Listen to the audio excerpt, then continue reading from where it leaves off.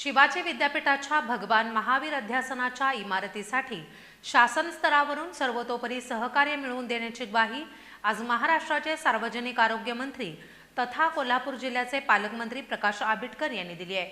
शिवाजी विद्यापीठाच्या पूर्वेकडील परिसरात भगवान महावीर अध्यासनाच्या इमारतीच्या बांधकामाचं भूमिपूजन मंत्री आंबेडकर यांच्या हस्ते आज सकाळी झालं।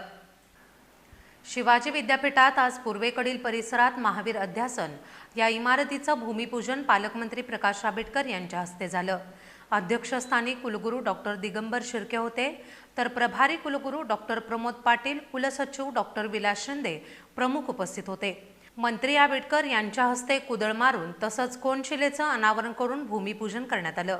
कुलगुरू डॉक्टर शिर्के यांनी त्यांना यावेळी इमारतीच्या कामाविषयी तसंच अध्यासनाच्या विविध उपक्रमांविषयी माहिती दिली।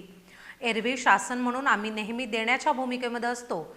विद्यापीठाच्या भगवान महावीर अध्यासनासाठी आज प्रथमच अनेक दात्यांच्या हातून देणगी निधी स्वीकारण्याची दुर्मिळ संधी लाभली।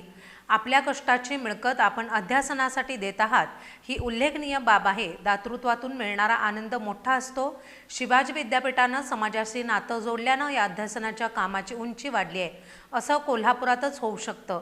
विद्यापीठानं आपल्या विविध अध्यासनांच्या माध्यमातून लोकशिक्षणाचं भरीव कार्य केले, त्यामुळे शिवाजी विद्यापीठ हे महाराष्ट्राचं एक भूषणच ठरले, असे गौरवोद्गारही मंत्री आंबेडकर यांनी काढले।